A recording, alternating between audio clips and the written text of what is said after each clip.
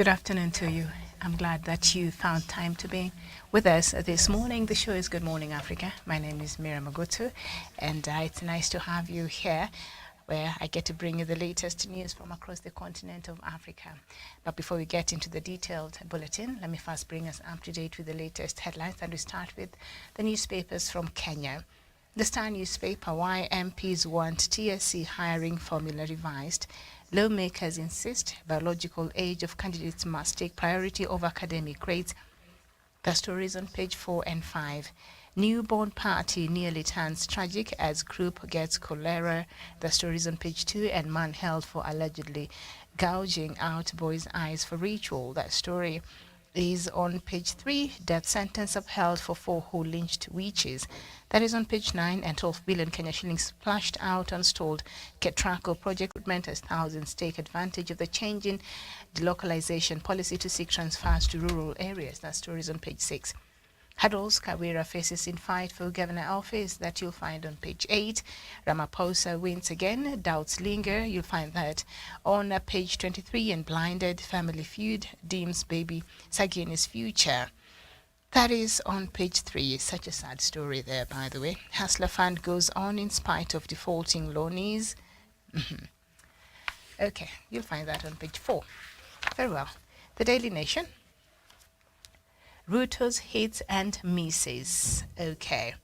So let me just read through what the Daily Nation has highlighted. So one of the misses, policy for to regularize hawking and zero-rated interest credit. I think these are some of the things, the countdown to president's 100 days in office, some of the things that he had promised during the campaign. So the Daily Nation is just doing a rundown on some of these promises, some of which he's been able to achieve and others almost there and others not yet at all. And the second one is give women 50% of cabinet. He failed on that miserably. Establish women rights agency in the office of the president. He appears to have done that. Operationalize judiciary fund, halfway there. Reform justice institutions, DCI, NPS, EACC, AG, DPP, and judiciary, halfway there. Appoint the 6 judges. Uhuru Kenyatta had refused admission. He has done that. Allocate his deputy assigned performers contracted portfolio. He did that. Allocate funds to implement county economic charters, almost there. Automate revenue collection, 0. Establish a 50 billion Kenya shillings hustler fund. Yes, that one is there. And from what I've read in just that other newspaper, you know, the fund keeps loaning more Kenyans, even as a lot of Kenyans also continue to default on their payments. But anyway, primary teachers in junior high set for promotion. That is on the back page. Change. Impeachment law. Governors now want Parliament to come up with legislation setting a timeline for when MCS can introduce an impeachment motion. The story is on page 4. Puzzle of journalists in grenade drama. Police checking if there are any links to terrorism. The story is on page 2.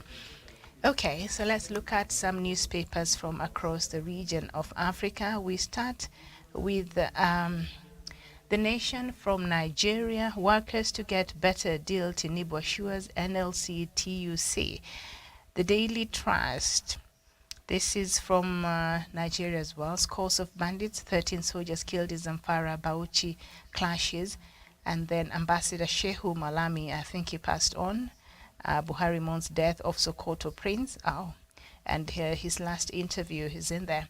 The Punch also from Nigeria, rising attacks, vote buying threaten polls, INEC cries out. The Newsday from Zimbabwe, we are broke, says Mtuli. The Herald also from Zimbabwe, Zim steps up digitalization of economy. And the Daily Monitor from Uganda, government tightens fight against land fraud. New Vision also from Uganda, NSSF, Minister summons board, Byeru Gaba. And the Citizen from Tanzania, Mpango warns over blockage of Ruaha River. That's what we have there. The New Times. The New Times from Rwanda, services shine as economy registers double-digit growth. That is what we have on some of the news headlines from across the region of Africa. We look at some of the news items from across the continent, and we start with South Africa, and South Africa scandal hit President Cyril Ramaphosa has been re-elected as the governing ANC's leader to wild cheers from his supporters. Two wild cheers, not wild, two wild cheers from his supporters. He defeated his rival William Kize by 2,476 votes to 1,897 votes. Mr. Ramaphosa won despite being dogged by allegations of money laundering and a last-minute surge in support for Mr. Mkize, who has also been accused of corruption, but both deny the allegations. His victory puts him in pole position to lead the ANC in 2024 election. But he's still at risk as he is being investigated by police, the tax office and central bank over allegations that he stashed at least $580,000 in a sofa at his private firm and then covered up its theft. A panel of legal experts appointed by the Speaker of Parliament said that he had a case to answer as the President has denied any wrongdoing and has launched legal action to annul the panel's report. He said $580,000 came from the sale of buffaloes, but the panel said there was substantial doubt over whether a transaction took place. Mr. Mkize was health minister in Mr. Ramaphosa's government until he was forced to resign last year over allegations of misspending funds set aside to deal with the COVID-19 pandemic. Sudanese security forces in the capital have fired tear gas and stun grenades to disperse thousands of people protesting against the military rule. The demonstrators marched towards the presidential palace but were chased away by police. They dismissed a deal signed recently between the military and the civilians, saying it was too vague. The protest took place on the 4th anniversary of the start of an uprising that toppled former President Omar al-Bashir. He had been in power for 3 decades before he was forced out in April 2019. The short-lived transition to civilian rule ended 2 years later when the military staged a coup. A fortnight ago, the junta leaders agreed to hand power to civilian groups in a move to end the ongoing political crisis. A transitional 2-year period led by civilian leaders was agreed upon, but pro-democracy protesters, mostly young women and men, opposed the deal. And then we head over to the UK, but linked to Rwanda. The British judiciary gave the green light on Monday for the deportation of Rwandan asylum seekers who arrived illegally in the United Kingdom, a highly controversial project that the government wants to deploy as soon as possible.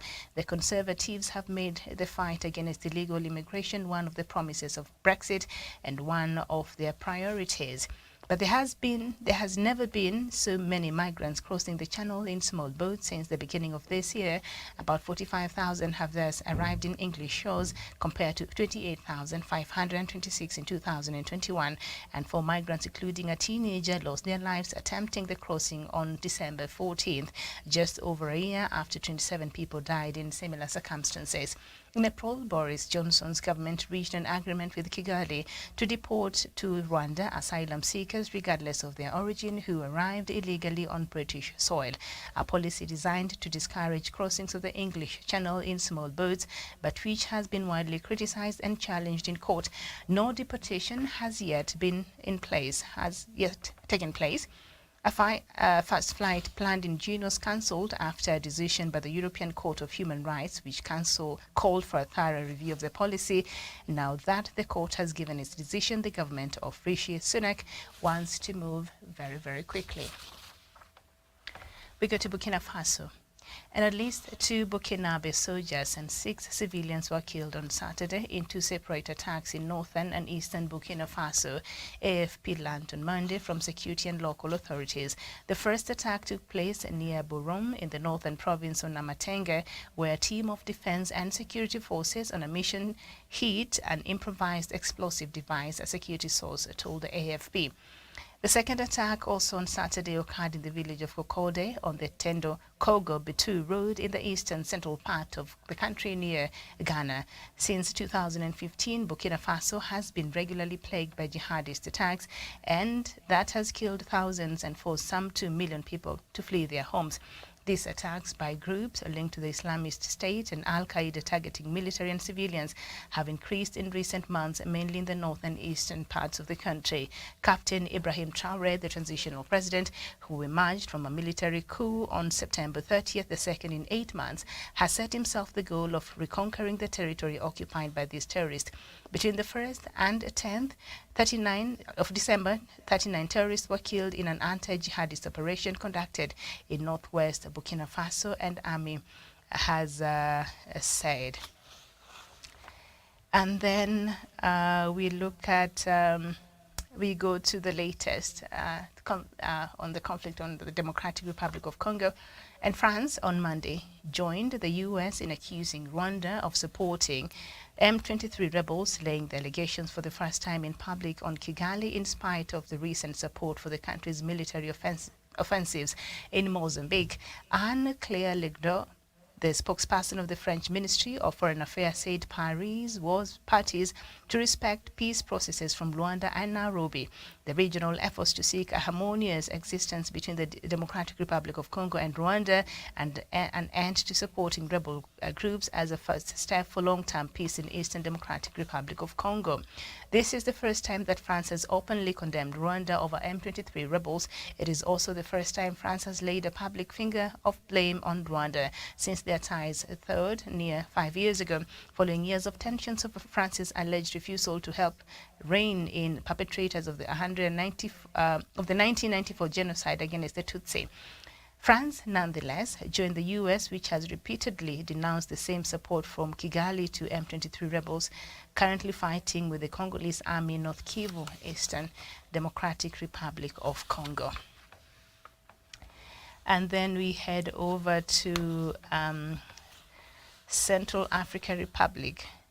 A Russian representative in the Central African Republic was badly wounded after opening a parcel bomb, Moscow's embassy said, as a prominent pro-Kremlin figure claimed France was behind the blast, which Paris has denied.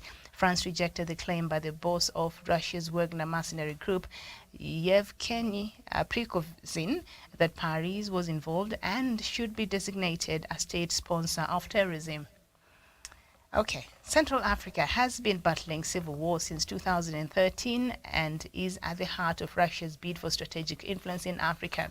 The last French troops deployed in Central African Republic left on Thursday following a chill in relations caused by closer ties between Bangui and Moscow and the deployment of Russian forces, which some countries say includes Wagner mercenaries from Russia. We head over to Egypt, and vast undersea natural gas resources and the right to drill in waters off the coast of Egypt and Libya are prompting recriminations between the regional governments after economic interests led Egypt to unilaterally delineate its maritime border with Libya last week. A decision by Egyptian President Abdel Fattah el-Sisi to draw his country's maritime border with Libya drew protests from the Foreign Ministry of Libya's Tripoli-based government of national unity over the weekend, in addition to protests from the Prime Minister of Libya's rival government, backed by the country's parliament. The unity government's ally Turkey reportedly called on both countries Sunday to negotiate a maritime border agreement to resolve the conflict. Presidential elections in Libya, originally scheduled for December 2021, were postponed indefinitely, leaving the country in political limbo with two governments supported by rival Libyan and international parties. And still staying with Libya, a Libyan court sentenced 17 former members of the Islamic State group to death, a statement from the country's Tripoli-based top prosecutor said on Monday. The death sentences were given out to those convicted of participating in the killing of 53 people in the western city of Sabratha and destruction of public property. According to the statement, another 16 militants were given prison sentences, 2 of them for life. The court did not specify when the sentences will be carried out. Libya remains split between two rival administrations after years of civil war. The divide between the authorities in the capital Tripoli and eastern Libya has led to widespread lawlessness. Militia groups have also accumulated vast wealth and power from kidnappings and their controls over the country's lucrative human trafficking trade. The extremist group expanded its reach in Libya after the 2011 uprising that toppled and later killed long-term ruler Muammar Gaddafi. Islamic State militants first seized Darna in 2014 and then later Sirte and areas surrounding the city of Sabratha. However, unlike Syria and Iraq, Islamic State was unable to profit from chaos and take large swaths of Libya. Instead, the group was limited to only administrative pockets dotted across the oil-rich North African country, unable to gain supremacy over Libya's numerous well-armed militia forces, tightly bound by tribal loyalties. And we head over to South Sudan. A senior SPLM official has said the conflict in South Sudan are the reality of Prophet Isaiah's biblical prediction that God will punish Sudan. Now, Senior Presidential Advisor General Kuol Manyang Juk spoke over the weekend during a Thanksgiving event to welcome newly appointed SPLM member Stephen Deo Dao. Manyang said the SPLM is not to be blamed for what is happening in the country, which is a foretold biblical curse. Now, the war veteran says the curse will continue until the time God sees it fit for it to end. South Sudanese Christians believe that the Old Testament book of Isaiah chapter 18 refers to South Sudan.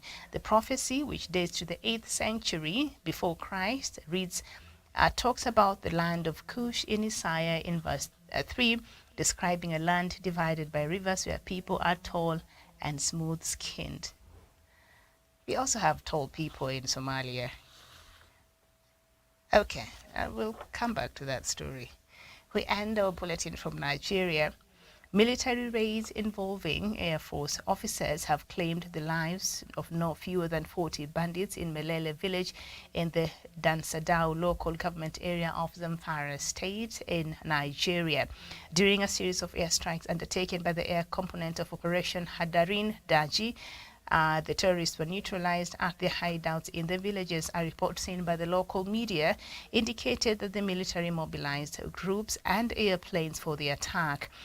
The report that was given read in part that there are strong indications that the airstrikes undertaken by the air component of Operation Hadarin Daji have recorded a major victory after hitting terrorists in Malele village in the Dansao local government area of Zamfara state. The security agencies in particular, the military and the Air Force, have since Saturday, December 17th, mobilized their troops and airplanes to launch attacks and airstrikes against those warring bandits coming from different parts of the country, with several terrorists being eliminated. The report said the bandits were attempting to escape from the airstrikes, ran into Mutunji village, adding that over 40 of them were killed. So that is the latest news from across the continent of Africa this morning. So much to talk about and so much to look at.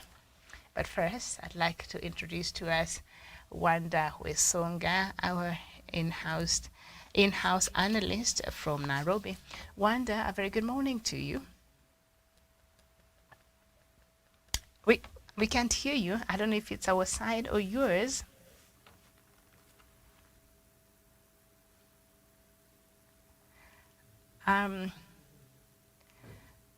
Okay, I think we could be on our side. So let the technical team, after they're done, I think I will bring you in because your side seems to be okay. All right, very well. So anyway, I think that the killing of 50 bandits, these criminals, I think is a major win as far as the fight against these people who are causing so much suffering to the people of Nigeria and insecurity is concerned. So over the weekend, over 40 bandits were killed. The issue of security in Nigeria is a bit complex, and much of it has to do with the lack of the will, I believe, from the current administration to actually tackle and address this matter as it should. Okay, I think we're good now. Wanda, if you can hear me, a very good morning.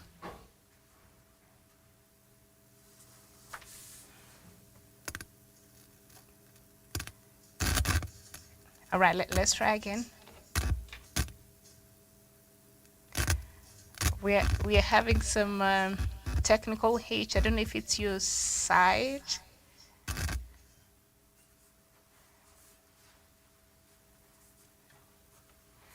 Okay, Rwanda. We can't hear you. We can't hear you. So once that has been sorted out, I will have you. So maybe you could. All right. Okay, so they're working on it. So once I'm able to have you, so we can have this conversation. But I wanted to get your thoughts on some of these stories. So as I was saying, I think it's a good thing, and it's a good move by the Nigerian government. The killing of these terrorists, I believe, who have caused a lot of problems and sufferings to the people of Nigeria. But as I was explaining, the problem of insecurity in Nigeria has morphed to a much bigger problem, because of the kind of attitude the current administration has had when dealing with these problems. So President Buhari has not handled the issue of security in Nigeria as best as he could have, But the other day, when he was campaigning for one of the candidates, that is, I think, Tinubu, who is the flag bearer of APC, that is Buhari's party, the ruling party. And he said he's done pretty well. And he said Nigerians, must be proud of him, of the work that he has done, especially in handling the security of that country. And I wondered, what is he talking about? Is he talking about the same Nigeria and the same security challenges that Nigerians are facing? And he believes he has done well. So that tells you that what President Buhari had been accused of in the past, of being aloof and out of touch with what is happening in the country. And so you could see that being exhibited in the manner in which he's even emergence, that he's done well as far as the security is concerned. So, but that is a good move there. So hopefully they can improve on the intelligence. The security forces in Nigeria can improve on the intelligence and see that they are able to actually address the issue of insecurity. And hopefully the person that Nigerians will decide that should lead them after the next year's election. Remember, Nigeria is gearing up to its elections next year in February. And a lot of things are happening, but particularly what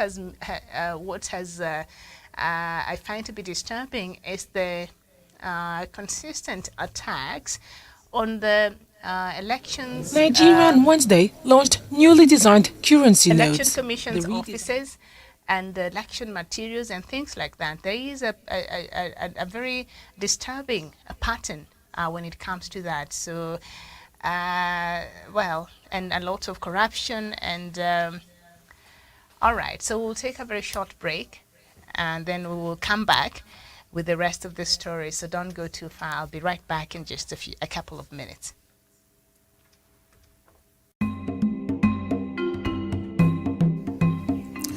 Today, thousands and thousands of Africans and many countries in Africa have conflicts. Notably, from Libya, Cameroon, Nigeria, Biafra, and the Boko Haram, to Democratic Republic of Congo, of where we have seen a resurgence of the past military and conflicts coming back in that country. Hundreds and hundreds of people have been displaced, killed, maimed, tortured, raped, several of them dying of hunger, starvation, and other natural causes. The fighting seems not to be ending. For the sake of Libya, the Libyan recognized international government is under siege in Tripoli from another faction recognized by Egypt, France, UAE, and other countries, Whereas the one in Tripoli is recognized by the UN, it has been bombarded, has been strangulated, and many millions of Libyans are dying of hunger, lack of water. The water system has been cut off. The bombardment goes on. In Democratic Republic of Congo, we've seen more of active rebel activities returning to the region after some silence has been observed. When we come to Cameroon, we see millions and millions of Amazonians slaughtered. Yet, when you come to Biafra, again millions and hundreds of millions and millions are worried, displaced, tortured by the Buhari regime. Yet again in the north, we see Boko Haram killing, maiming, abducting, and burning down villages in the same Nigeria. When you cross over to Central African Republic, the same is the history that has littered Africa. While all these events are taking shape, Africa is silent.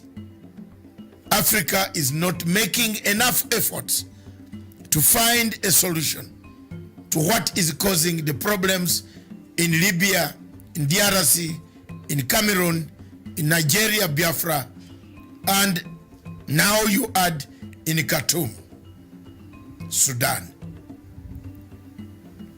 As people die, the people of Africa have no answers, have no solutions.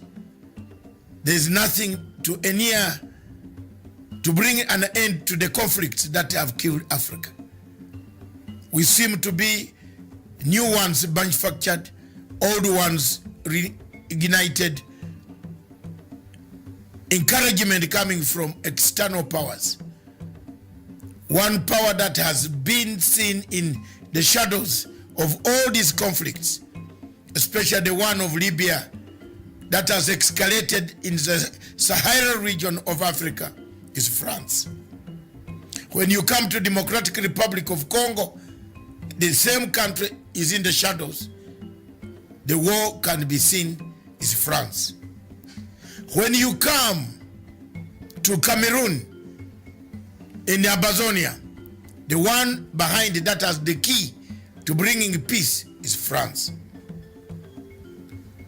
Therefore, our question as Africans, why are we silent? Why are we not saying enough is enough of the wars? Thank you.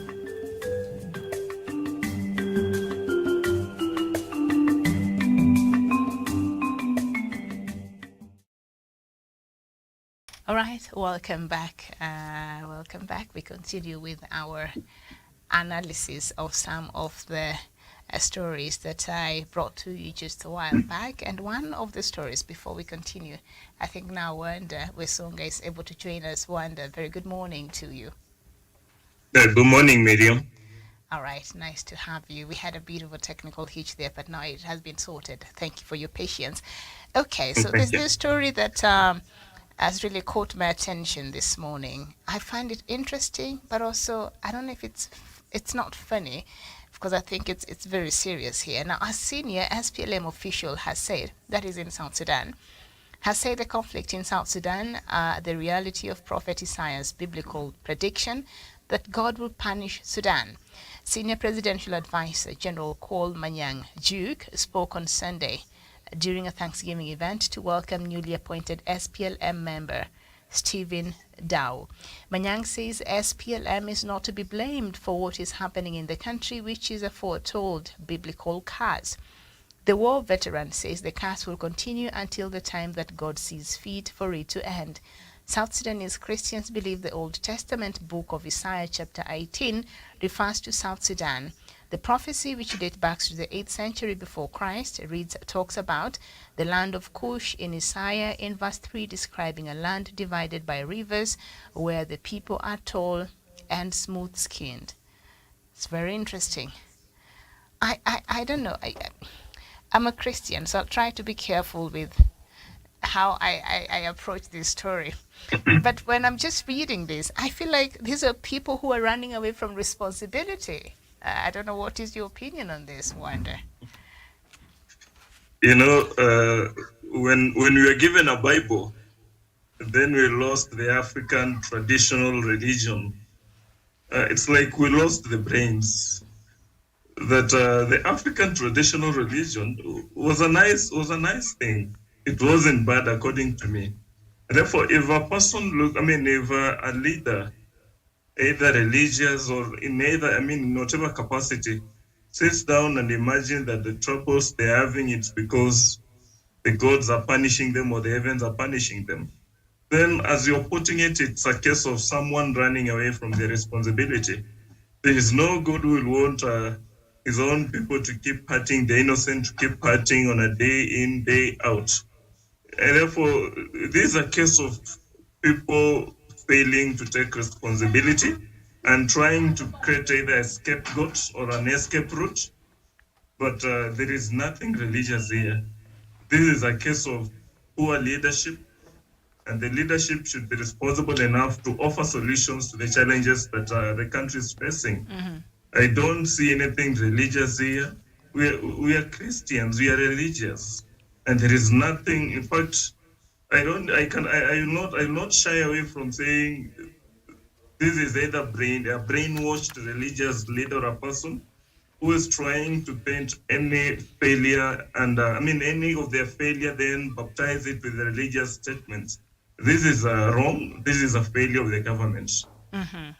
I believe so too. And when he says that, the suffering will continue until when God sees fit, I don't know, for the South Sudanese who were in the refugee camps who were suffering, for the South Sudanese who cannot sleep in their houses at night because of the insecurity, for the South Sudanese who are just hoping that perhaps one day their country will be stable enough for them to come back home. I don't know how they feel about this. Now, if this is the leadership and this is how they feel, there sounds like a people who have resigned themselves into to the hands of fate, while they don't understand that the people of South Sudan are expecting some leadership from them, are expecting some way forward from them, are expecting them to implement the chapters in the revitalized peace agreement of 2018. We don't have time to resign, ourselves to fate, like this person is sounding like. And he's saying, the war will continue until God sees it fit. No, the war should stop. And the leadership of South Sudan should have a will and should purpose for the war to stop. That is all the people of South Sudan, want. And perhaps that is what God himself would want, because you have been given that leadership in that country. So if you're unable to live up to what the people expect of you, then get out of the way and let those who are able to do right by the people of South Sudan to take on the reins of the country and do right by the people of South Sudan. So you cannot escape responsibility by using God. What does God has to do with anything anyway?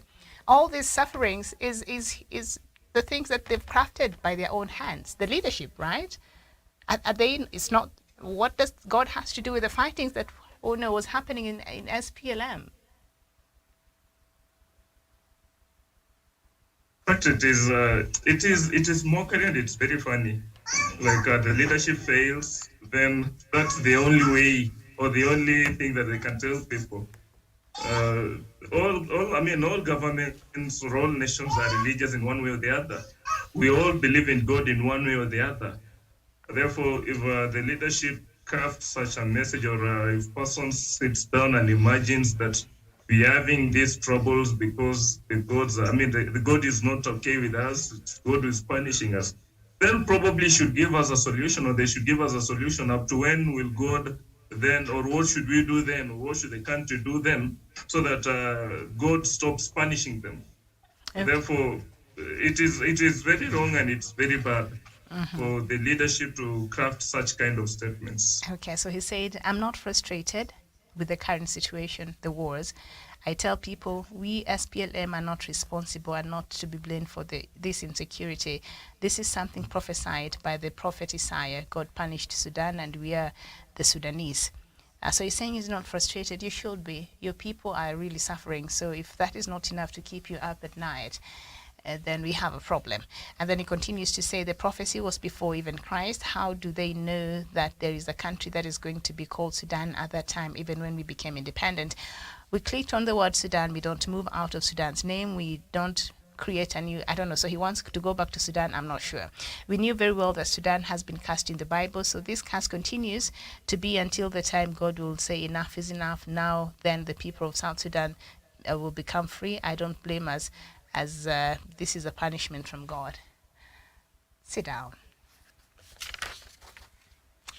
Okay, let's move on to another story. Rwanda. I don't know how people use God and the Bible, and I see that playing out even here in our country sometimes. And I just can't. You can't use God to justify your ineptness. You can't use God to justify your inability to do what's right. You can't use God to justify evil, to justify the death of so many South Sudanese that have suffered in that country because of selfish decisions made by selfish leadership in South Sudan. You cannot bring God in that mess that you have created by yourselves. So sit down and move out of the way and allow for people who have the interest of the people of South Sudan to perhaps have a chance to lead them. Anyway, France on Monday, you want to say something? Go ahead. Africa is a very funny continent, exactly as you're putting it, like even here in Kenya, that if you mention the name God, you mention Christianity and anything, then people tend to forget about everything. Then, I mean, at that point, a person loses himself or they lose themselves. I don't know how it happens that whenever, I mean, you want to win someone in Africa or whenever you want to win someone in Kenya and quite a number of African nations that only go with the Bible. That when you go with the Bible and act saints, then people will give you whatever you want.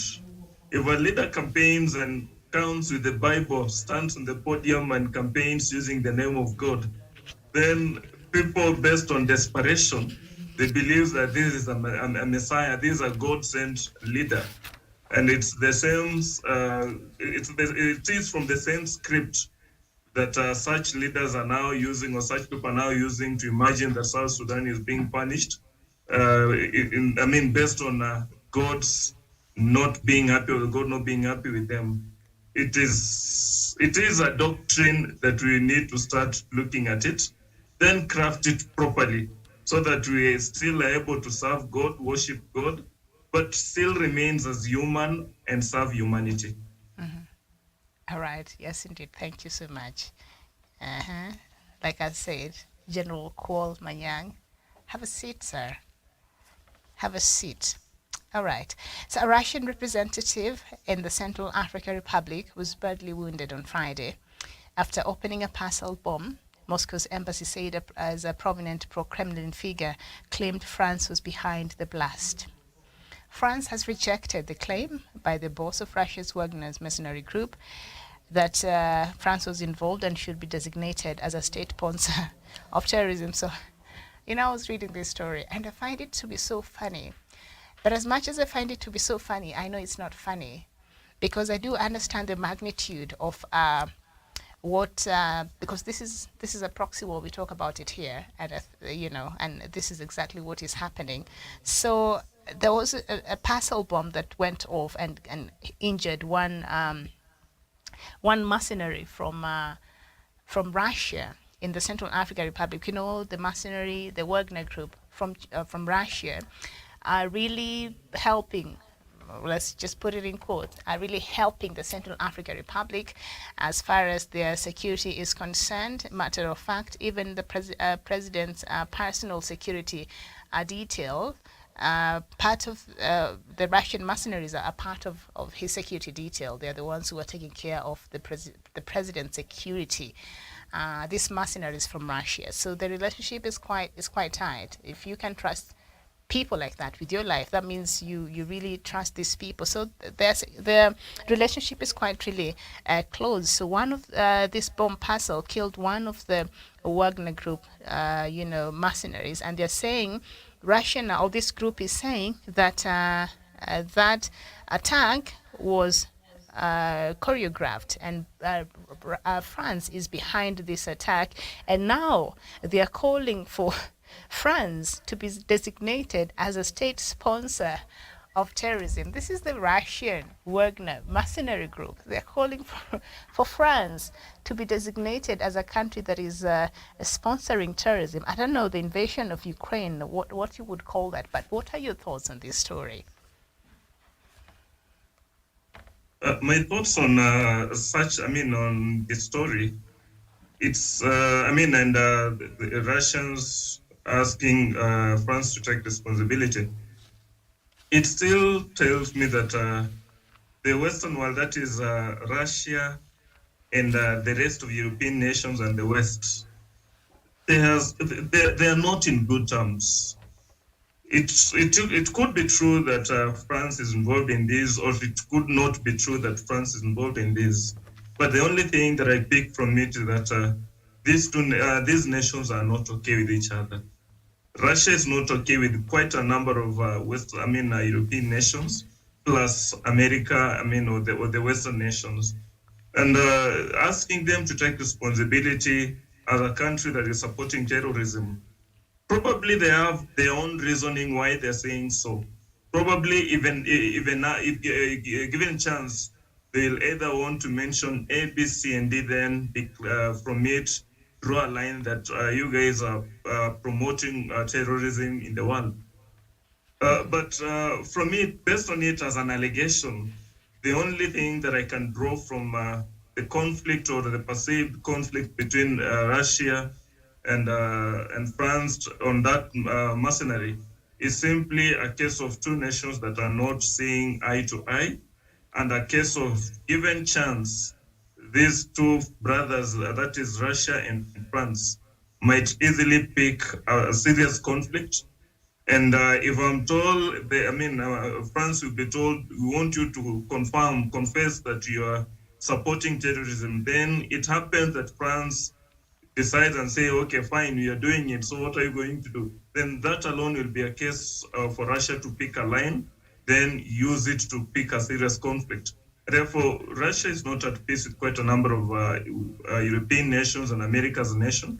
And they are trying so hard to find a reason why they have to pick a conflict. And it could be true that France indeed took part in the mercenary killing, in the grounds that the interest of European nations in Africa is so high, the appetite is so high, and they will always compete to put down the other, to bring down others so that they take over.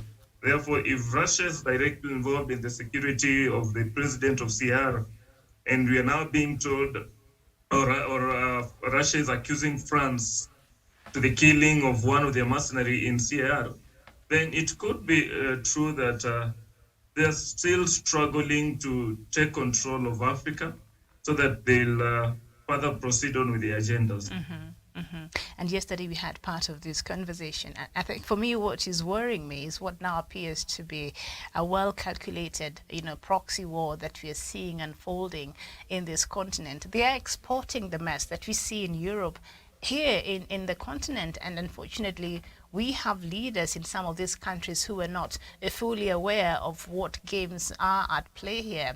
It is power play, it is struggle for control, it is supremacy battle, it is proxy wars, it is different interests are finding a playing ground in this continent. And this is what we're seeing playing out now in Central African Republic, in Burkina Faso. And Russia has been working to antagonize those countries that especially France has had a stronghold, its former colonies, or France it has been trying to go into these countries and try to influence how things and are done in these countries.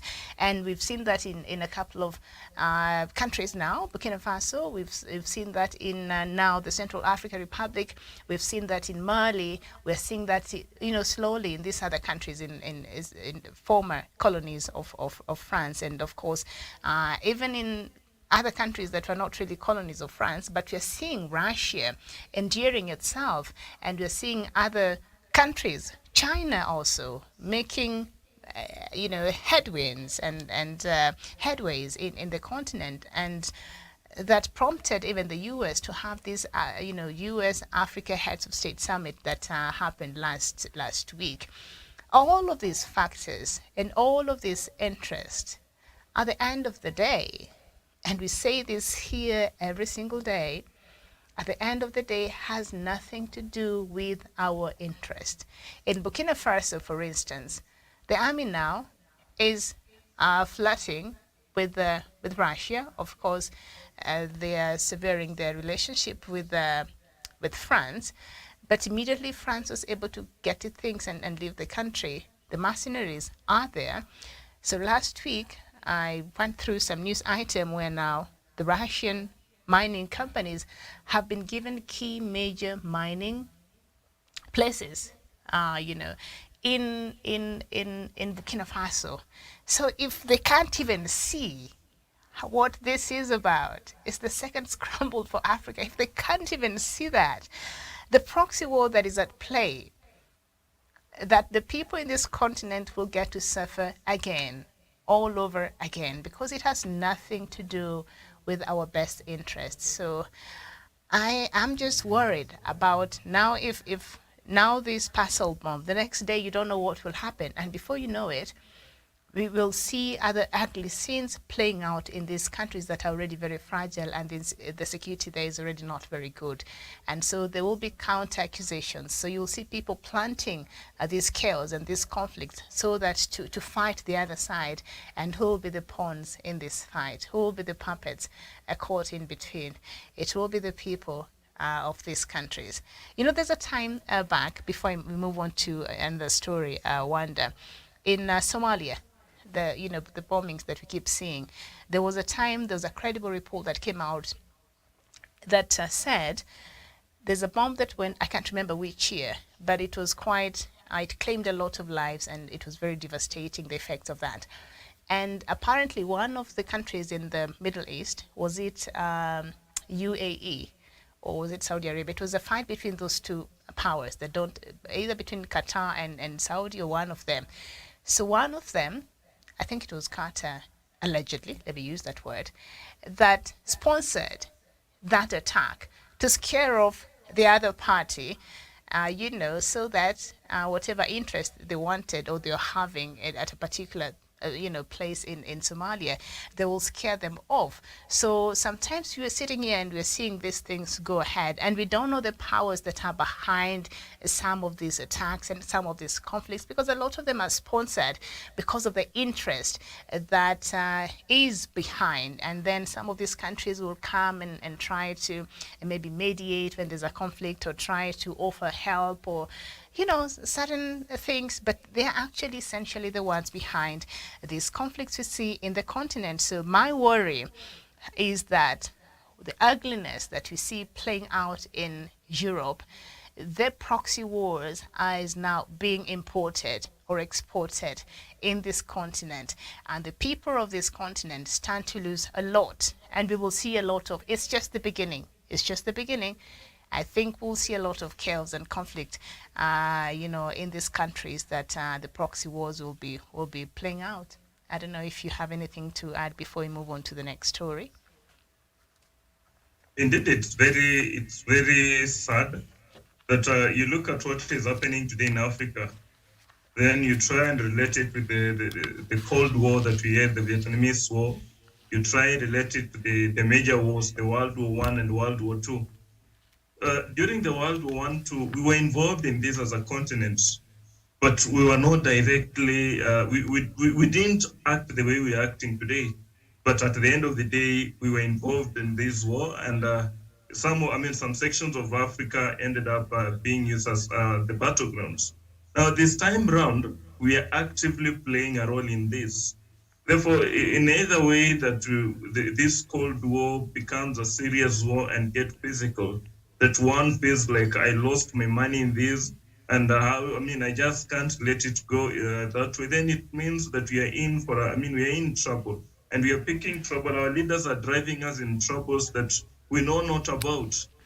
Some of them, some of these treaties or agreements, they are based on personal gains. But now our leaders are getting into these. It's like they're treating the Africa as as personal properties. That you look at a leader with the landmass that they're leading, then they treat such landmass as personal property. Then they enter some agreements between two opposing powers or conflicting economic fronts, of which the two conflicting economic fronts, they're the ones that will easily now pick a conflict. And if they pick a conflict because the center of interest is Africa, then believe me, know that we'll end up being positively, we'll end up being affected as a people, as a continent. Therefore, our leaders are failing us quite a lot, or they're failing us in quite large magnitudes. I feel like I wish they came to a realization. It hits their senses that the purposes of being a leader is not enriching yourselves, or you are looking at the region that you're leading, then term it as a personal property. But instead, they should start offering leadership. That we have the constitutions that should be working, but instead, whenever we have leaders in positions, they tend to take that country or that nation as a personal property. Then they'll do whatever they want to do. They'll use it to enter some agreements that are not important to the nation, which at the end of the day, as we are seated today, we are inviting a Cold War, and we cannot predict where this war will get to. Because if Russia is now pointing a finger at France, and the finger is directed to Africa, one of their own in Central African Republic, then it is a conflict that they are picking, but the reason they are picking it is based on the interest in Africa.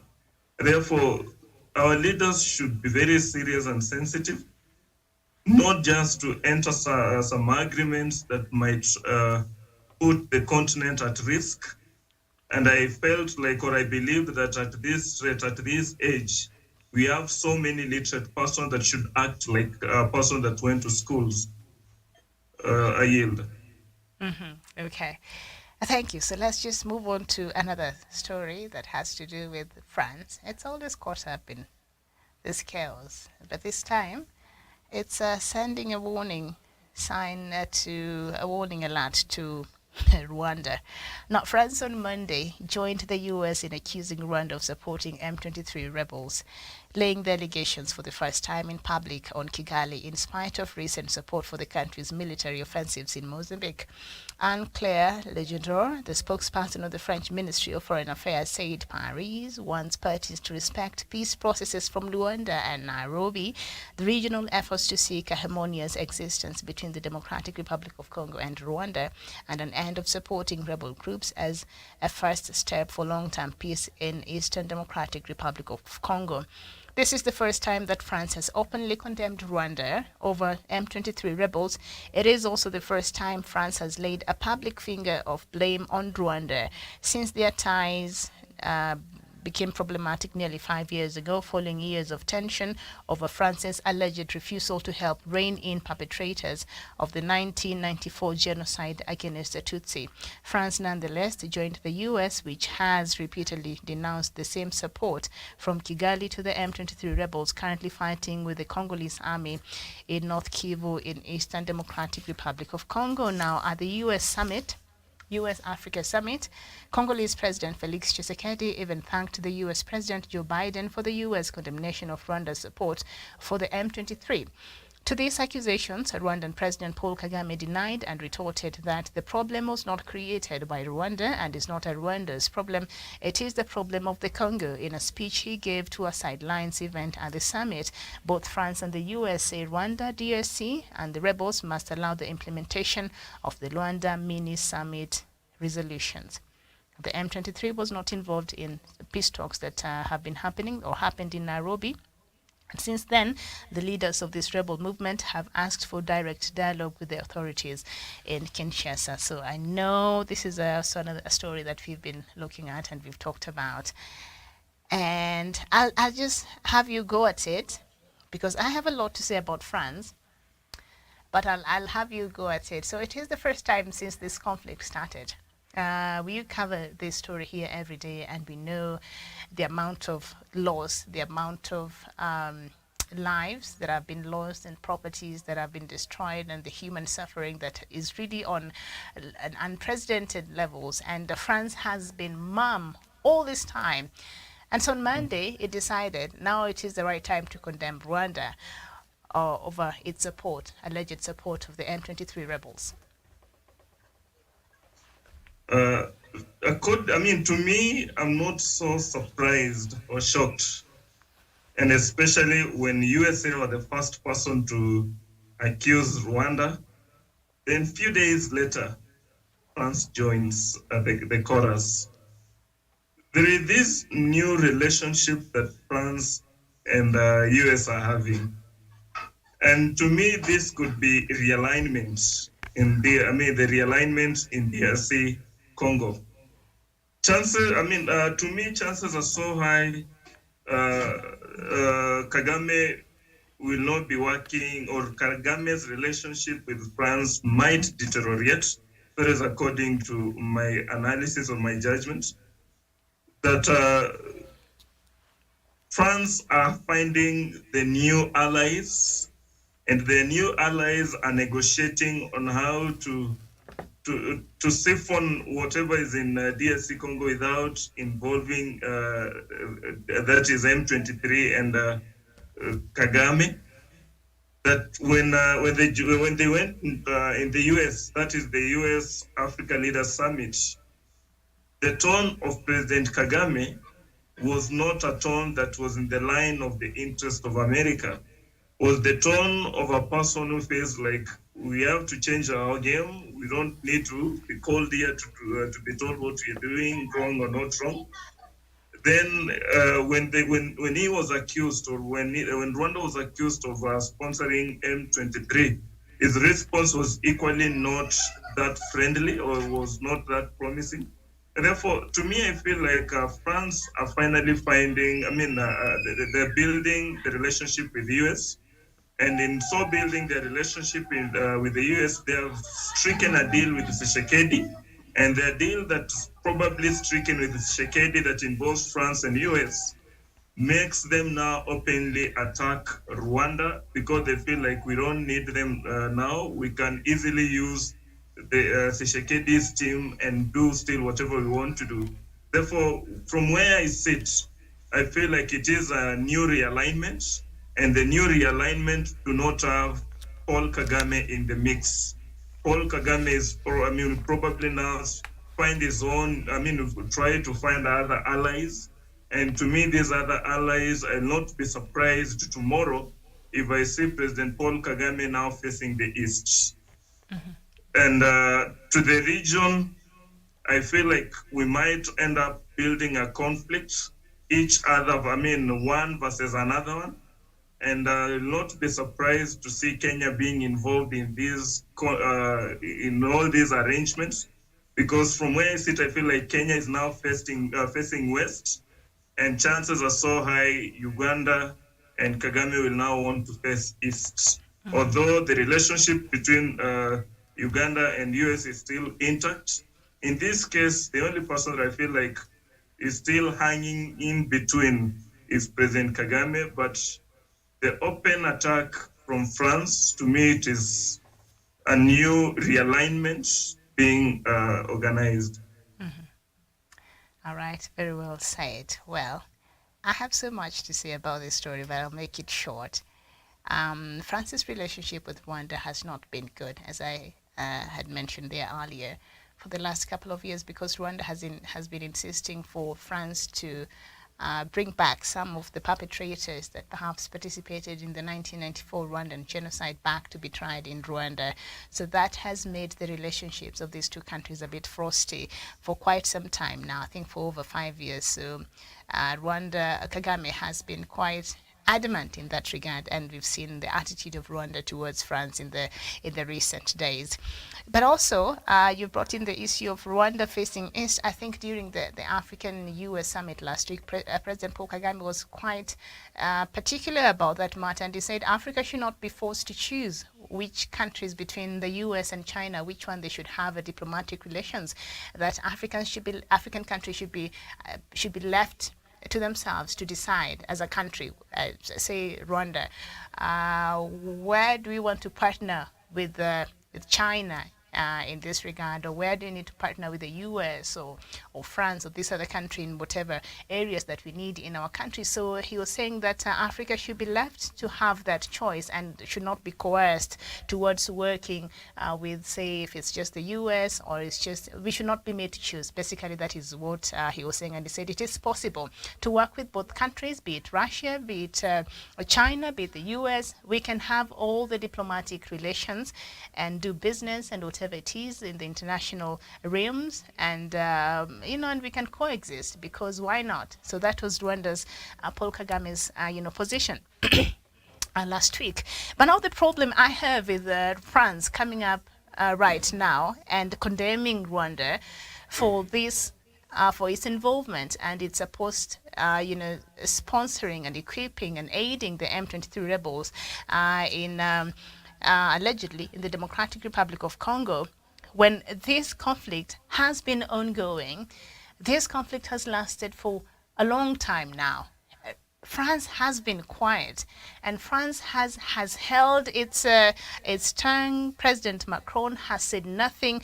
A matter of fact, just earlier December, I think on the 1st or thereabout, the European Union approved about $21 million in support of Rwanda's peacekeeping mission in Cabo Delgado. And what is happening in Cabo Delgado is the Rwandan army, as much as it is there to help in the fighting of the local extremist group, also called Al-Shabaab in Mozambique, but also Rwandan forces are there to help protect France's interest in Cabo Delgado. Total Oil, who is one of the companies that are involved in the natural gas and oil in that region. And so the army from Rwanda are mandated to protect the interest of France in Cabo Delgado. It is as simple as that.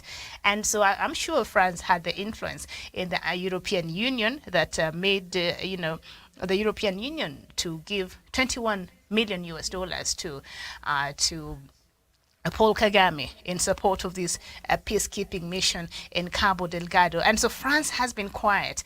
As much as the US has been condemning, and has been calling out Paul Kagame, the US has been consistent with that. But I have a problem. Now, if, say, that was President Emerson Mnangagwa, who was accused of sponsoring a conflict in, say, Zambia, he will not even get an invite to the US. He will not even get an invite anywhere in the world.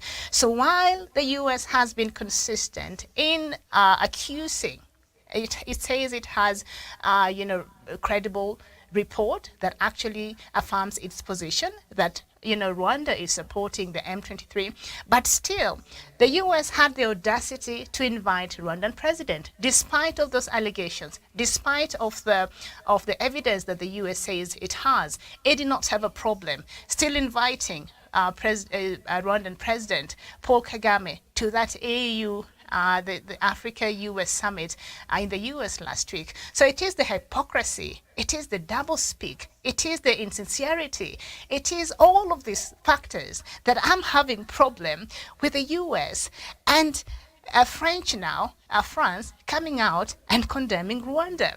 You can condemn Rwanda and still support Rwanda in some of these efforts. France, you can condemn Rwanda while Rwanda is still working on your behalf in Mozambique, in Cabo Delgado. And then you're coming out right now, Miss Jane come out lately, to condemn Rwanda over its support to M23 rebels. I'm sure you have your own credible, perhaps reports that you were sure that Rwanda is supporting M23, but you have been quiet all this time. So what is different now? Why should we listen to what Macron is saying now? Why should we pay attention while the international community has been complacent? Rwanda's economy and as a country depends so much on donor funding, depends so much on its partnership, especially with the Western countries.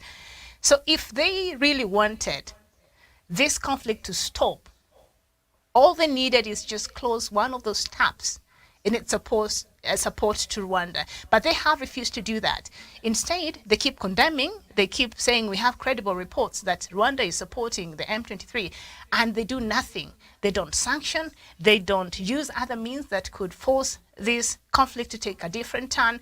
Instead, they've left us with a burden here in the East African community to try and find peace while they sit there and they are complacent, while they sit there and they keep making out these statements. And yet there is something that they can actually do that could help in turning the trajectory of this conflict. So the US and France and these other Western powers, and now we've seen Britain also has been very quiet in this conflict.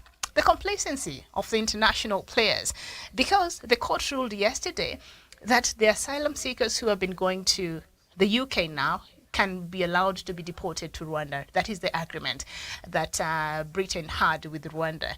So Britain cannot say anything. And these are the powers that usually help in the Western world to try to coerce and bring change, but they have been complacent. They have been complacent, and they are supporting the same person, and they're working with the same person that is being accused of supporting the heightened atrocities and the heightened conflict that we've been seeing playing out in the DRC. So I'm just exhausted with these powers. If one more of them puts up a communication about Rwanda and its involvement in the DRC, but they're not willing to go the whole 9 years and put in measures that can actually make a difference, I don't want to hear from them.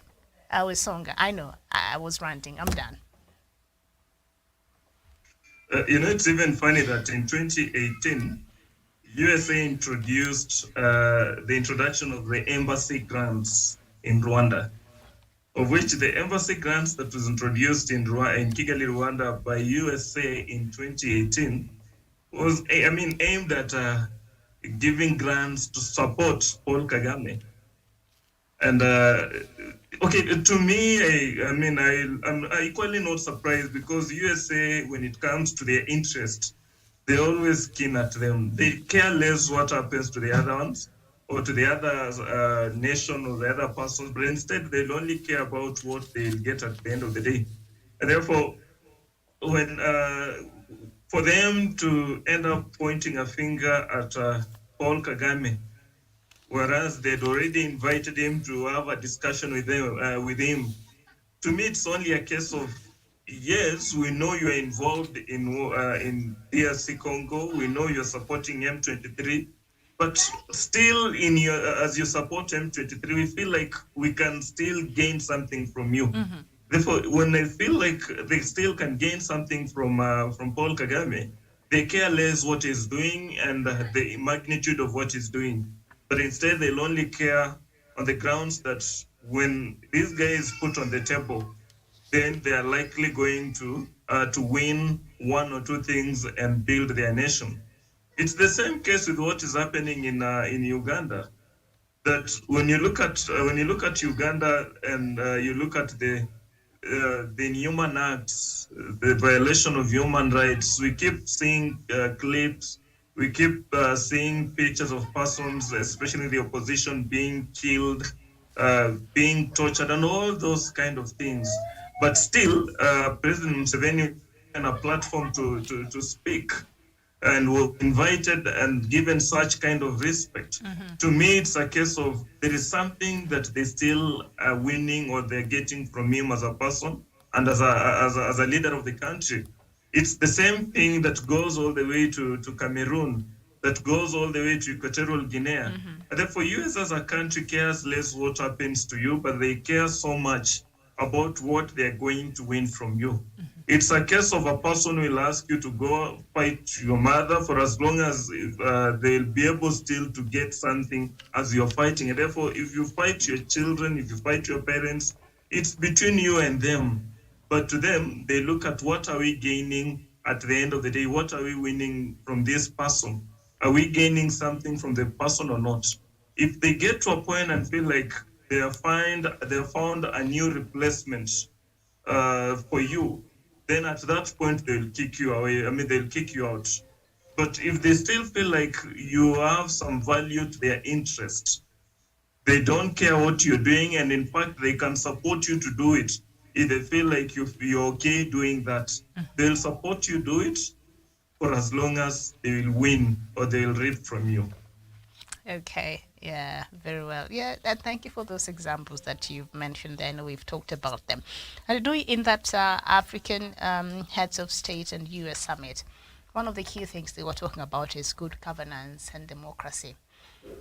And I was just watching and just listening to some of the things that were being said. And as you've mentioned, you said President Museveni was given a space to speak. He was given an opportunity to speak in that meeting, I guess. And the people who, some of the leadership from this continent, that you would imagine a country like the US should not even have invited to this meeting. And you've clearly mentioned, President Paul Biya of Cameroon has been in power for how long now? 40 years. Is it 41?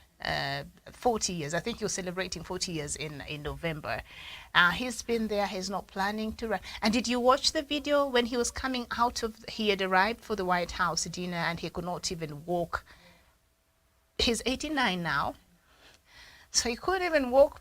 I was just, I couldn't. The US, the champion for democracy, good governance, and all these things. You invited President Paul Biya, you invited Equatorial Guinean President Teodoro. That is where I draw the line for me. And still in that summit, the US was still, insisting on, human rights, democracy. And yet these people and how they lead in these countries, the amount and the levels of human rights abuses, the poor governance, well, that is like a theme across a lot of countries here in the continent, but for others it's not as bad as some of these countries. And when you look at the lack of democratic spaces in these countries, and you wonder, is this the US, the champion of everything good and, liberalism and all that? Because I think their policies and the leadership in the US is majorly based on a liberal kind of approach where, democracy and free speech and all these things is something that they encourage. But these are countries where some of these things are not practiced. Even Rwanda itself. Have you seen the elections and how they happen where a president, Paul Kagame, gets over 90% of the votes? Teodoro got, I think, 94 or close to 100%, I think. And yet the US had no problem. President Joe Biden had no problem sitting in the same room with these leaders and even entering into some deals with them and working relations with them. I think we must relook within us as Africans and see really what's best for us. This issue of the West deciding for us how to exercise our democracy, how to exercise some of and how we do our things here in the continent, while they are very hypocritical in how they choose and pick how to go about the same things. I think it's time we looked within and see how can we best address the issue of democracies per country, regardless, in line with something that addresses the issues of that country properly, that works, a system that works for the different African countries. I think we really need to relook our relationship with these powers, be it the US, be it China, be it Russia, be it these other powers. Africa has to sit down with itself and do a serious soul searching and see where do we see the future of this continent going. What do we want for ourselves? Because these people out here, they don't mean any good for us. And I think that is the bottom line, Wanda. For me, that is the bottom line. In fact, I was praying so hard that countries like China and countries in the East, Russia and some few other countries from the East, becomes sincere enough or get sincere enough. Even if they take 60% and we get 40% in business, then we do business with them, or probably they create a competition. I wish that we get at some point we get to a position and get sincere partners in business who will be so sincere, get on the table, then tells us we are willing to do business with you, but we will get 60% of what we'll make from this, then you will get 40% of it. Then we do it with them, rather than doing business or picking a business partner with someone who is not even interested, or someone who is not keen at what you're doing in terms of leadership, someone who doesn't care about the human rights and such kind of things, that they speak and they preach water, whereas they are taking wine. That you tell us this is how democracy should work. For you to be a democratic, you need to do A, B, C, and D. Whereas behind the doors or behind the curtains, you are sponsoring the opposite of what you're preaching in front of the cameras. And therefore, I wish that it get to a point when the East will be so sincere enough, negotiate on a win-win kind of negotiation. Then we decide as a continent and pick business partners that means well for us. Mm-hmm. Okay, but you were explaining that. I was reminded of a story I was reading. I think I was watching a documentary on Equatorial Guinea a couple of months ago.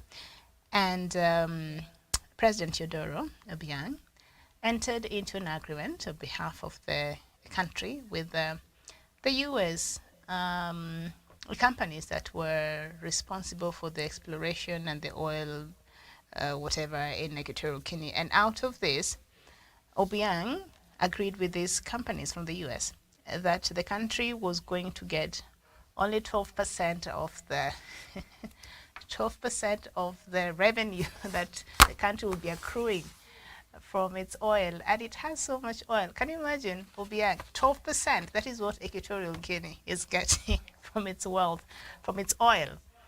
Equatorial Guinea could be, from what it has, could be another Kuwait in Africa. Like, it does not, the population there, I think it's like 1.5 or something. So if the wealth of that country was being used optimally for the interest of the people, everybody there would live such a good life. But because of such stupid deals, you get only 12% of your revenue from your own oil, and then much of that money goes to President Obiang. His son is the vice president, and his cousins and first cousins and uncles and everybody else are the ambassadors of different countries. But President Joe Biden does not have a problem with sitting with such a person in the same room. Yeah. Okay, but all right. So anyway, South Africa's scandal-hit President Cyril Ramaphosa has been re-elected as the governing ANC's leader to wild cheers from his supporters. He defeated his rival Zweli Mkhize by 2,476 votes to 1,897, Mr. Ramaphosa won despite being dogged by allegations of money laundering and a last-minute surge in support for Mr. Mukeze, who has also been accused of corruption. Both deny the allegations. So I think it was politics at play here. So President Ramaphosa re-election bid was bolstered by the fact that the ANC used its parliamentary majority to vote down the findings of the panel. The president has denied any wrongdoing, and now he's set to be the flag bearer because the elections are going to be held in 2024, and because of that victory, it puts him in a position to lead the ANC in the 2024 elections. Now, for our viewers who might not understand, South Africa has a proportional representation kind of a system where the party with the majority, the leader of that party becomes the president. So they don't go to the polls to elect their president like we do here in Kenya. That has cost us a lot of chaos. So maybe we should send a few of our people. I hear there are constitutional review talks going around, chini ya maji, and perhaps observe that system in South Africa. I think it would work very well here. They don't elect their president. Wonder, don't you think? It is something that we could think about. There's a time I wrote an article on Standard suggesting a change in how we conduct presidential elections in Kenya. But in Kenya, someone will only change the constitution or how we do or conduct our elections if they feel like they will win when they do that. But if it is a change that it's not favoring them, then such changes will not be implemented. Like I was looking at the Kenyan elections then based on the population, because ours is a majority win. Then I was looking at how presidential candidates were struggling in the mountain. Then so I was trying to ask myself, if all of them are struggling to win the mountain, and they even called it climbing Mount Kenya, then I was trying to imagine, what about the low populous regions like Taita Taveta? What about the low populous region like Lamu? Does it mean because they don't have populations, they will never produce presidents, whether they qualify or not, whether they have credentials or not? I was also looking at it in the sense that if you're campaigning and telling people that because you have good numbers, let us join efforts and win this population. To me, I only looked at it in the sense that the deputy president and the president will always come from the top 4 populous communities in Kenya. And today we are having about 43, 44 communities. So what about the 39 plus communities? Does it mean they should forget about the presidency in Kenya? Then what kind of democracy is that? The other thing that I was looking at it in the sense that if the bargain is based on we give you votes, then you'll give us these kind of developments, then does it mean that some bridges like the famous River Enzeu, the one that is in the eastern region, because if they vote in a certain pattern that is not, they're not giving votes, so such bridges will never be constructed, then does it mean that the low populous region will never be exploited in terms of their potentials and they will never grow? And I felt like probably it's a chance that we change our style of elections so that we forget about the 50% plus one. The 50% plus one, believe me, no. We'll only have the populous region growing.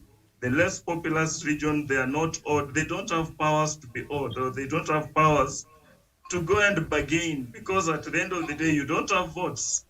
So but the troubles that we are having, the politician from populous region will always put down any proposal that we want now to spread the wings of development, that want to squash or want to kill these single stone that they are using population to campaign and win the elections. Therefore, even if we go to South Africa, want to buy a leaf or borrow a leaf from them, look into their constitution, feeling like probably it will help us kill two birds with just a stone, our leaders from populous region will not adopt it. Okay, because I've observed the couple of times that South Africa has gone into its elections, and I've seen how they just go and vote and go on their day. You go vote and go to work, go vote, go to your business, go vote, go back home. And when I look at how that is here in our country and the stakes that we have, especially on the presidential ticket, that is where we have a problem, and the chaos that has brought us. We are still trying to heal from the post-election violence in 2007 and the subsequent that have followed since then, because of the premium that is placed on the presidential ticket. So if maybe we could adopt this kind of system, that could go a long way in addressing some of the problems and the chaos that we've seen in the continent. But then again, I do agree with what you're saying. That might not be agreeable to some of the politicians from some of these regions. Okay, I'm joined now. We are joined now by Doc, if you can hear me, good morning.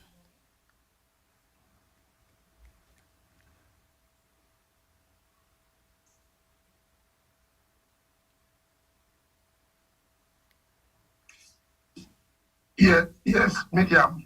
Yes. I'm joining you from. I hear you.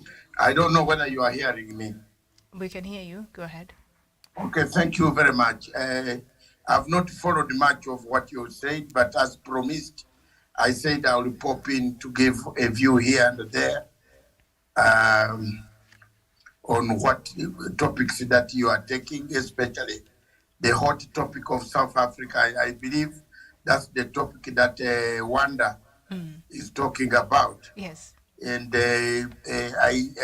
because yesterday I had one of the huge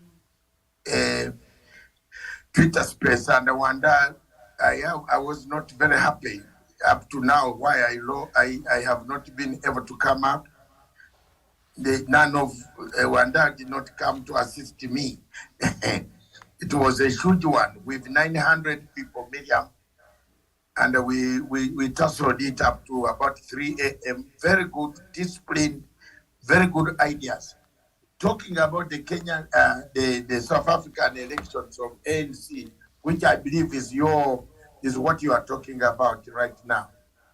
It is sad that you see there is a third force that I told you about. There is a third force that is trying to kill African liberation movements, and especially parties of post-independence and pre-independence and post-independence. If you realize, most of the parties across have died. They have died. They are gone. They are no longer there. There is only one party that is left. Some of them, about 3 of them, CCM. Actually, CCM, the one that does not have a lot of divisions is CCM. It has not been rocked with divisions. But you see, even in your country, Kenya, Kanu is now rocked with divisions. ZANU-PF was rocked and it produced a coup. You see, that one is gone. Mozambique is rocked. It is still intact, but it's rocked with a lot of factions. I don't think Kisano sees eye to eye with some of the people he left the Frelimo to run, for them to run the Frelimo. So the same South Africa is rocked with divisions. The other man got 2,004 something votes, and the second man got 1,600 votes. Mm-hmm. That is medium. That's a division, a very huge division in a party. that we thought could unite a rainbow party that could bring about unity or purpose among the South Africans. So if you go to Angola, the same party, MPLA, is divided between the Santos supporters and the current president. The same in all places. The one of Zambia is completely gone. We don't know, it has metamorphosed into another process. A butterfly has fallen into other butterflies. So we don't know where Kaunda's party is. So all in all, the Kwame Nkrumah Convention Party is no longer there. It is gone. So all pre or post independence political parties have a third force that always kills them. And South Africa is not an exception. I am glad, and Wanda was with me on a platform where, and thank you very much, Eunice, you are both for joining us. We are discussing something which is not familiar with your regime, but you're an African, you can make a comment, because we put off the show until we make better preparations after Christmas. Then we can be able to talk. So Wanda, and Eunice and Miriam, you can look at the examples of parties in Africa that have actually eventually fallen to a third party force. A third force. There is always a third force that makes these parties go to fight. Look at it. Look at Zuma and Ramaphosa looking at each other as if they want to kill each other. You know, they are in the same party. Look at Salat and Mr. Gideon Moi. Salat has been there for Moi. Salat works so hard. You see, he's now on the streets. He has been kicked out in your country, Kenya. Look at my country, Uganda. Uganda People's Congress, where I belonged, has been kicked left and right. Uganda People's Congress is no more. It's a flag. In fact, we are left with a flag flying on Uganda Kampala Road. That road that comes to you. If you look at it, you can cry. Someone took a picture and the flag is even torn. You know, nobody has even replaced the flag only. The parties have gone. If you look elsewhere, look in all places in Africa where the pre and the post-independence, but the one in South Africa, which is the subject of discussion today, it presents a very different and worrying scenarios.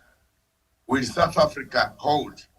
Will the next elections in 2024, Miriam, bring about a very big revolution that could sweep Ramaphosa and the ANC, and we reach a point? Can it look at the pointers, triggers? Is there a possibility that this country could unite, an opposition could unite and win? What are the factors that can unite opposition in South Africa? I don't think Marema can unite with the DA, and DA cannot unite with ANC or a faction. There are small parties that could unite and form a formidable challenge. But East or West, whatever you like or you don't like it, ANC will always win. Will win in South Africa. The only problem that we have is that Mr. Ramaphosa right now should stop putting money in the mattress and go and bank the money. That is something I've written to him this morning personally, because he's my friend, that if there is any dollar in the house, throw it in the bank. You are the president of South Africa. Why do you put money? Why should somebody bring money at your farm? You know, this is just some. Wanda, you know very well. I have lost friends because I stood by Ramaphosa. Someone just didn't want me to talk about it and support Ramaphosa, and I refused. I told him, no, I will support him. There's no case in the case. And the lawyer, I asked the lawyer, I don't see any case there, Miriam. So thank you very much. Are you hearing me? Yes, we can hear you. Thank you very much. I think that was what you were talking about. And I don't know whether those Eunice has made her comments, but based on my my analysis, you can chip in. I know it is not your subject at all. Is for us and the medium and Rwanda, we know how to juggle it. Yours is agriculture and agri-business. But today we shifted it to next year when you are full-fledged, when people don't have Christmas headache. You know, at the moment, there's something called a fever. Even if, Miriam, you feel where you are seated, as if you are sick, but you are not sick. when the Christmas carol sings on TV, you look at 5 children seated there, you don't know what you are going to tell them. It is sad. And do you know what I've done? I think, Miriam, you should have spared these last minutes of this show to give some tips. Why, for you are never shaken. Because for you, it looks, you plan your things very well. Some of us don't plan. You look very confident. But indeed, David, that's why I'm even hiding on this. Why I'm hiding and I'm not showing my face, Miriam. Don't ask me why. Because when you look at the myriad of problems, Eunice, the demands, somebody gives you a demand, Miriam, of about a shoe of 1,000 pounds. Now, when you have, when you don't have even a shoe of a butter shoe of 2,000 bob. So, you know, these are things that can kill at the moment, Miriam. And please, for you, I just want you to give me courage and spare the last minutes. We forget about the politics now. You give us the tips, because in all the time I've been with you, you have never been worried about Christmas. You have only told me I will not be around from 23rd up to this time. But you have never been worried about the Christmas. That is one research I've done. Miriam, then I ask, how does Miriam manage her Christmas? Does she plan it from day one on 1st of the year? Because for me, all the time, when it reaches Christmas, I'm the most disorganized human being. Honest, I have to tell you, that's why I'm even hiding in this camera. Because the demands alone can kill you. You have 11 grandchildren. Everybody looks at you with a small drop in a present. So you cannot run all the way to a plane. And the worst part is, Miriam, they all arrive at Heathrow and they are packed in different car parks. We want to see Grandpa come out of Heathrow. You can't come out without a cake. Hello? One day I'm teaching you, don't plan these things before. Plan them. In fact, if God gave me life or returned me to the age of wonder, I would be a very strict man. Because now I've seen I'm paying for the goodness of Africa. You even fear going to a flight, because it is not the cost of the flight that is very expensive, but the cost of landing in Miriam, you have to land with a bag, 11 bags of grandchildren first. You have not put on the daughters themselves they want from you. Because wherever they are, they have also gathered something for you. So someone cannot come and dump there. So whoever created these days, Christmas, Easter, you can't reverse the birth of Jesus Christ. You can't. But Some of these days, if they could, before I landed the mic and allow Eunice to make and back to Miriam, the worst thing in this country, in Britain, is is they keep on glorifying it harder and higher than before Rwanda. It is really bad news. You know, then they bring the airport. If you see the queue at the airport right now, the people disappearing, then you ask yourself, how did they make the money? That somebody is saying he's going for 2 weeks. He has written on his house, even where police has said, don't write that you have left. He has written a big banner which is showing light. I will be back on 14th. So, William, I landed the mic. Last night was very credible. My energy got finished. I hosted 900 people. Rwanda, that has never been there before. So I'm really very happy that God gave me the strength to control the platform. And everybody thanked, they registered. I have now 475 students for political science lessons starting from February 2nd. I will divide them in 2 classes so that they can fit on my Twitter, on my Zoom, on big screen that I will install in my offices in London and elsewhere. Then I can now be teaching twice in a week and for free, pro bono. Pro bono. If the students find it material, you know, we have got to change tactics as Africans. Wazungu do these things. Have you heard of lawyers who represent you for free? Yeah. And they get, at the end of the day, they are the most respectable men in the whole world, in the whole UK. They go to court and fight your case without asking you for money. So I have gone that route. And after that, there will be agencies that will pick me up and say, hey, this guy is doing a great job. So thank you very much, Miriam. I land the mic.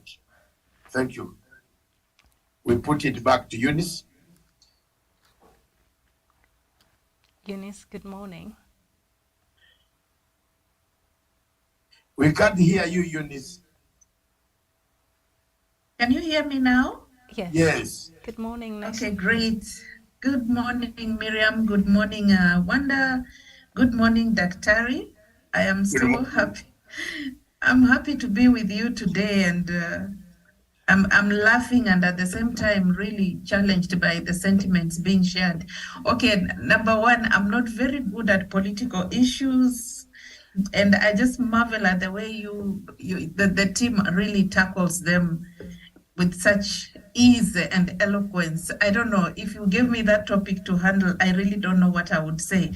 But having said that, it does not mean that I have to remain blind and stupid, quote unquote, and fail to understand what's going on around me, because politics affects everything else that we do. So yeah, I think I'm in the right space. I'm going to learn really a lot as we continue to deliberate on these issues.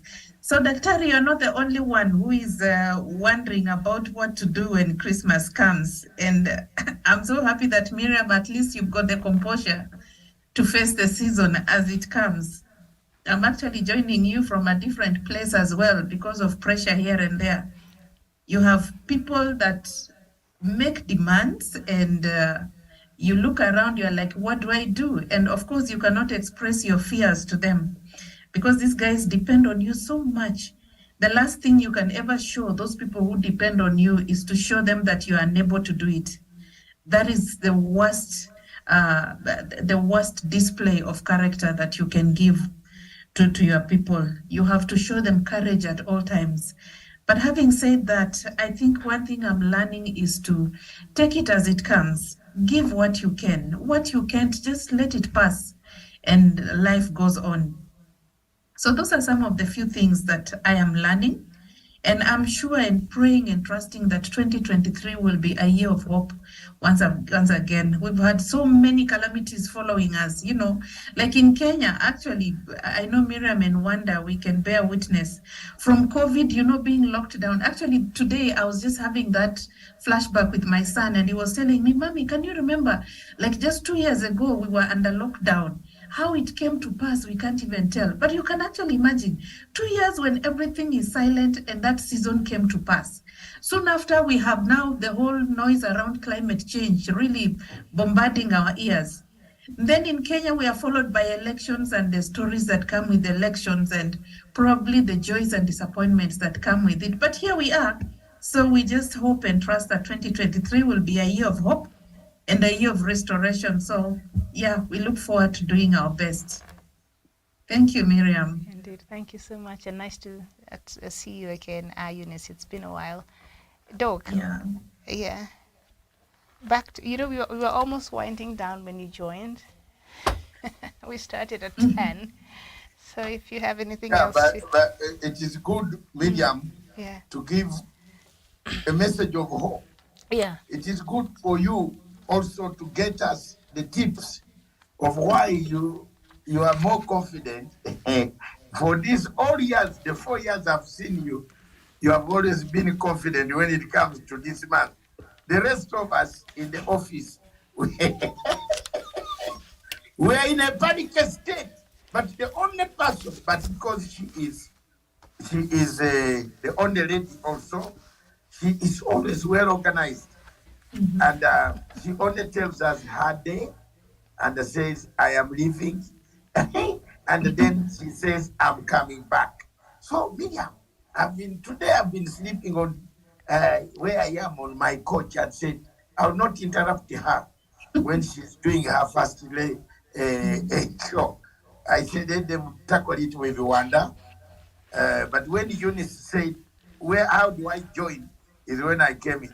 I just wanted to get tips from you and perhaps how confident can a person face this future, given that the whole year there's trouble, even now the end there's crying. There are people who have actually hidden themselves in their houses. They are not getting out because the moment you get out, responsibility starts bringing more money, more spending, more electricity, more gas. We live in a society where you feel like you should go at home and cut a tree and put firewood there and sleep and go, the day is over. The good thing with me, Miriam, and Eunice and Wanda, I don't celebrate Christmas. Those days, there are days I don't celebrate. One of them is birthday. And Wanda, you should know that. Don't ever try me. Birthday, I don't want.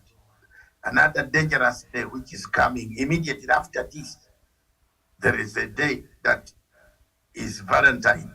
If you don't expect anything from me, please, because I don't know what Valentine means. I can give you money, you go and do what you want, but don't expect my son to bring flowers. That I am carrying ready flowers running around the town. To do what? My father married my mother without those flowers. So I am not party to it. Another day which I celebrate, there is only one day that I celebrate very well, and that is Easter holiday. Because the story of the death, the treachery of Jesus Christ is in my Miriam, in my lungs and in my heart.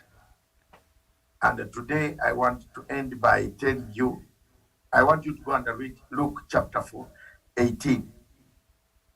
The parable of a widow, a persistent widow.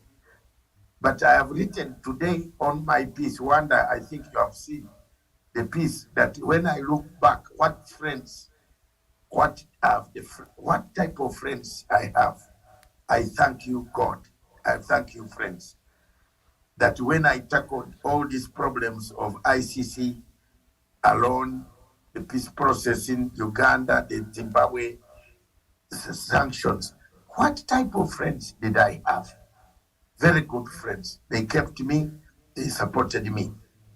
But I've also said, even the same friends in Africa, the same man who put sanctions on Zimbabwe is getting lucrative jobs, contracts across Africa.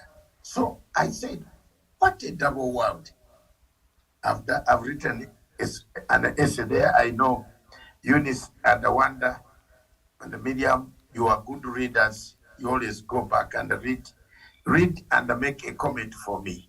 But look at chapter 18. Luke chapter 18, the talk of a widow who was persistent. He never gave up. I've become a priest today because of the thinking of what Christmas is coming. It has turned me into a priest. Thank you very much. Eunice, any last word as Miriam says bye-bye and Rwanda? We are not hearing you. Sorry. I would just like to wish us a Merry Christmas now to Wanda and and Miriam. That may the Lord God keep you safe, protect you in whatever that you do. May you recuperate so that when we meet again next year, we are going to have a great moment. Daktari, we wish you all the best. Take time as well to rest. We know you do quite a lot for this continent, and we don't take it for granted. Kindly rest, enjoy yourself, and know that you still have a good bunch of friends around you. Thank you so much. Thank you. I think I'll rest when Miriam comes back. Okay. I have to keep the station going somehow. All right. We shall do a rest on Christmas Day itself, on Boxing Day itself, 27th, then 28th. I must hit the waves. Waves 28th, 29th, 30th, 31st, until Miriam, I don't know when she will come back. She hasn't told me her timetable. Thank you. That's the sadness of it all. All right. Thank you so much. If you are free, you can always pop in here and there, hide your chicken behind there, and you can talk without the photograph being seen the way you are cooking. But if you are free to help, you come on like the way I'm coming on now. Okay. You can't see me. All right. Rwanda, we hand it over to Miriam now. I will not be cooking. I'll be resting. I'm taking a rest. So that's it. Thank you so much, Wanda. I haven't had that. Thank you, Eunice, Baraza. And of course, thank you so much, Dr. David Matanga. Thank you so much for watching and for your company this morning. We hope to see you here some other time. Bye-bye for now. I'm Miriam Mogutu.